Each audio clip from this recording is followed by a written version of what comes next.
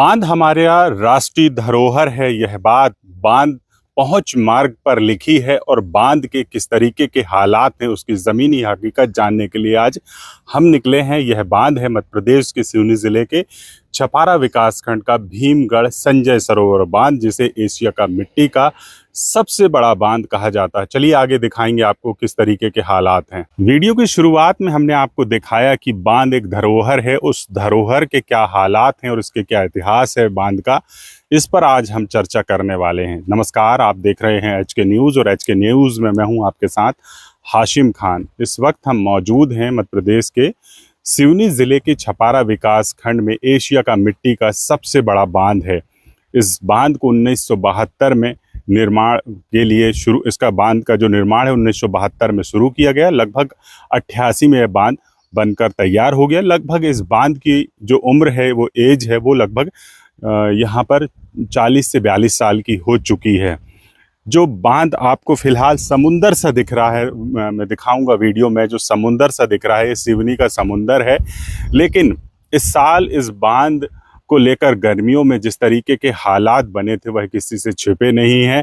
बांध में जब पानी की कमी आई तो यहाँ से लेकर बालाघाट तक हाहाकार मच गया था। बालाघाट के कांग्रेस के 2 विधायक भी यहाँ पहुँचे और उन्होंने जायज़ा लिया कि किस तरीके से यहाँ पर बांध में पानी का संकट आया, जल का संकट आया, जिसको लेकर सिवनी विधायक दिनेश राय मुनमुन भी यहाँ पहुँचे और तमाम जायज़ा लिया। हालात यहाँ तक बने कि भीमगढ़ संजय सरोवर बांध में पानी की जब कमी आई और पेयजल आपूर्ति प्रभावित हुई सिवनी ज़िले की, तो इसको लेकर माचागोरा बांध से पानी छुड़वाया गया। तब कहीं जाकर सिवनी ज़िला मुख्यालय और ग्रामीण क्षेत्र की पेयजल व्यवस्था यहाँ पर सुचारू रूप से चली और फिर इतने में बारिश हुई और बांध में पानी भर गया। लेकिन सबसे बड़ा सवाल यह है कि क्या आगे ऐसे हालात तो नहीं बनेंगे, क्योंकि जिस तरीके के हालात इस बांध में देखे गए थे गर्मी के दिनों में वो पहले कभी नहीं देखे गए थे। आपको बता दें कि संजय सरोवर बांध को बनाने के लिए करीब यहाँ 44 गांव की भूमि यहाँ पर डूब में गई, जिसमें 10,000 हेक्टेयर भूमि बताते हैं कि यहाँ पर जो कृषि रकबे की थी वो डूबी है। और इस बांध को बनाने के लिए काफ़ी खर्च सरकार को करना पड़ा और यहाँ किसानों को भी अपनी ज़मीनें यहाँ पर देनी पड़ी, तब यह बांध बनकर तैयार हुआ था। वर्तमान समय में बांध की बात करें तो हज़ारों हेक्टेयर भूमि इससे सिंचित होती है। वहीं सिवनी ज़िला मुख्यालय में पेयजल आपूर्ति इसी बांध से होती है। इसके साथ ही केवलारी क्षेत्र में पानी सिंचाई के लिए दिया जाता है। इसके साथ ही आपको बता दें कि धनौरा क्षेत्र में भी पेयजल आपूर्ति यहीं से की जाती है। इसके साथ ही अभी हाल ही में इस बांध में यहाँ पर लिफ्ट माइक्रो इरिगेशन योजना के तहत करीब 29 करोड़ की लागत से हर्रे बिजना परियोजना का निर्माण भी किया जा रहा है। इसी से पानी लिया जाएगा। यहाँ पर सवाल यह खड़े हो रहे हैं कि जिस तरीके से जब इस बांध में गर्मी के दिनों में हालात बने और यहाँ जल संकट की स्थिति बनी, तो लिफ्ट माइक्रो इरिगेशन में पानी कैसे दिया जाएगा, यह भी अपने आप में सवाल है। क्योंकि बांध निर्माण से पहले ही सिंचाई का रकबा तय हो गया था और उस रकबे के मुताबिक ही बांध से सिंचाई को लेकर जो रकबा तय किया गया उसके मुताबिक ही यहाँ पर उसको सिंचाई के लिए पानी दिया जाना था। आगे वीडियो में हम बताएंगे कि कितना रकबा तय किया गया था। वह जो अधिकारियों ने हमसे जानकारी साझा की थी वह भी हम वीडियो के अंत में आपको बताएंगे कि बांध में कितना सिंचित किया जा रहा है और कितना रकबा तय किया गया था। फिलहाल हम बांध के रख रखाव और उस पर भी चर्चा कर रहे हैं और बांध में कितना पानी भरता है और बांध में जिस तरीके के हालात गर्मी के दिनों में बने और लोगों को परेशानियों का सामना करना पड़ा था, जिस पर हम आज चर्चा कर रहे हैं। आपको बता दें कि भीमगढ़ संजय सरोवर बांध सिवनी ज़िला मुख्यालय से करीब 50 किलोमीटर दूरी पर भीमगढ़ कॉलोनी स्थित है और यहाँ जो पहुँच मार्ग है खापा गांव से बांध तक बुरी तरह बदहाल है। इतना ही नहीं, बांध की जो पार है, जो बांध की जिस मुख्य पार में बांध बंधा है उसमें भी रास्ता है जो गेटों तक पहुंचता है, वो बुरी तरह बदहाल हो चुका है। लेकिन जिम्मेदार इस ओर ज़रा भी ध्यान नहीं दे रहे हैं, चाहे वो हम यहाँ के जनप्रतिनिधियों को कह दें, चाहे उन विभागीय अधिकारियों को कह दें जिनकी जिम्मेदारी है इस बांध की रख रखाव और इसकी सुरक्षा, जिसको यहाँ पर बांध को यहाँ पर राष्ट्रीय धरोहर कहा जाता है। इस राष्ट्रीय धरोहर के क्या हालात हैं वह तस्वीरों में आप देखकर अंदाज़ा लगा सकते हैं कि जिस तरीके से राष्ट्रीय धरोहर धरोहर की पहुंच मार्ग बदहाल हो चुका है। गर्मी के दिनों में जिस तरीके से पानी का संकट इस बांध में आया था, क्या वो आगे नहीं आएगा? इन सभी सवालों को लेकर आज हम यह वीडियो बनाने पहुंचे थे।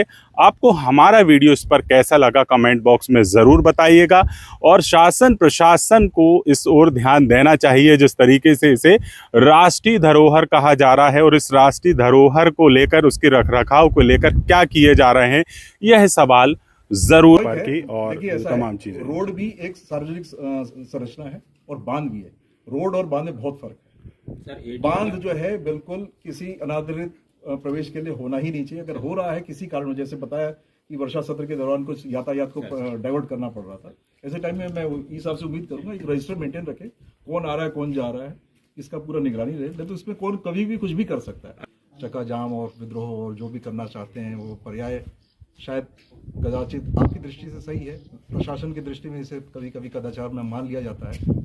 इसी कारण आपसी मनमुटाव बनता है और कभी कभी पानी समय पर नहीं मिलने के कारण इस रूप तक बात पहुंच जाती है।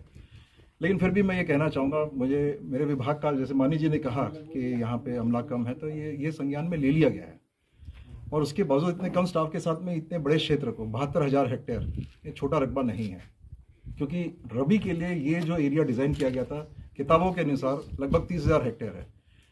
डिप्टी डायरेक्टर एग्रीकल्चर के हिसाब से 30,000 हेक्टेयर में तो अकेला आज के डेट में मक्का लगा हुआ है।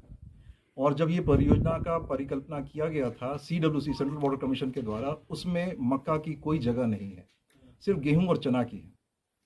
ऐसी स्थिति में अगर मक्का आएगा तो स्वाभाविक है जिसका पानी का रिक्वायरमेंट ज़्यादा है तो पानी का थोड़ा सा संकट बढ़ेगा। दूसरा, हमने देखा कई जगह लोगों ने, यहाँ तक कि हमने देखा यहाँ पे बेसिन में भी लोगों ने पंप लगा रखा है, हर जगह है। तो ये शिकायतें हैं, आपसी समन्वय से अगर निपटती है तो बहुत अच्छी है, अदरवाइज इसमें बहुत सारी चीज़ों का खुलासा होगा। तो मैं ये चाहूँगा कि भाई ना किसान परेशान हो, ना जनप्रतिनिधि परेशान हो, चाहे किसी भी पार्टी से हो, ना हम लोग परेशान हो, क्योंकि आप भी कम हैं, क्योंकि आप प्रतिनिधि कई लोगों का करते हैं, करोड़ों लोग का करते हैं। हम लोग अपने विभाग की तरफ से आते हैं, आप लोग अपनी रोजी रोटी के लिए किसानी का काम कर रहे हैं। और ये मैं मानता हूँ कि आज के डेट में एक स्पेकुलेशन वाला काम है। जरूरी नहीं कि हर जगह ये सर्वाइव करे। ऐसी स्थिति में अगर जल संकट के कारण सर्वाइव नहीं कर रहा, तो आपका जो कहना रेवेन्यू के बुक कोड के हिसाब से कि कंपनसेशन मिलना चाहिए, तो ये बात तो मैं यहाँ सैम्पलिंग कर ली है और मैं ये भोपाल तक रिपोर्ट जरूर करूँगा। और उम्मीद करूँगा कि माननीय जी के जो उन्होंने प्रयास किया है उसके कारण राजस्व वाले भी कुछ हरकत में आए और इसका आकलन करें कि वैलिडिटी और एलिजिबिलिटी के हिसाब से कि भाई अगर 30,000 हेक्टेयर ही इसका डिज़ाइन था तो मेरे ख्याल से पात्रता उतने लोगों को ही मिलेगी। और अगर उतने लोगों में किसी का भी फसल नहीं मरा तो एक मानवीय आधार पे कुछ जो करना होगा, शायद वो कैबिनेट को निर्णय लेना होगा। आप भी इनडायरेक्टली जनप्रतिनिधि हैं, शासन के हिस्से हैं, तो सॉरी कि आप भी कुछ वहाँ पे बात रखेंगे तो कुछ ना कुछ निर्णय निकलेगा, तब जाके मुआवजा की स्थिति बन सकेगी। मैंने देखा है कई जगह, मतलब जहाँ पे राई लगी थी वहाँ पे उतनी अच्छी पैदावार नहीं हुई है। एक बाली में जो दाने निकल रहे हैं, कुछ कहीं 12 निकल रहे हैं, कहीं 18 निकल रहे हैं, कई जगह 1 एकड़ में 2 क्विंटल गेहूं हो पा रहा है। तो वाकई पैदावार पे फर्क तो पड़ा है, इसमें कोई शक नहीं है। लेकिन इसका जो मैपिंग करना है कि कितने रकबे में क्या हुआ, 1 पानी गया, 2 पानी गया, हमने ये सबको भी बताया हुआ है इस बात को लेकर। तो जब वो सारी चीज़ों का एक आकलन हो जाए, एक डेटाबेस तैयार हो जाए, उसके मेरिट्स और डिमेरिट्स पे हम लोग बात कर लें, बजट क्या लगने वाला है उस पर बात कर लें। माननीय जी जब फिर से कभी रखेंगे, जब ये वर्षा सत्र होगा विधानसभा का, तो उसमें बजट के लिए अगर इसके लिए कोई प्रावधान है तो वो देखा जाए। क्योंकि आप लोगों में से कुछ लोगों ने ये तक कहा कि अगर यही स्थिति अगली बार भी रही तो हमें ये बता दीजिए, हम अगली बार से बोनी नहीं करेंगे।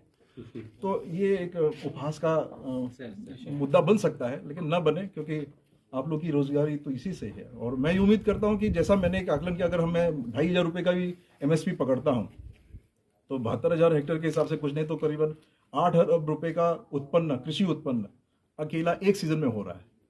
तो उसका आधा % भी अगर इस जगह पे सालाना मिलता रहे मेंटेनेंस के लिए, तो इनको कोई सहूलियत, मतलब कोई तकलीफ नहीं होगी।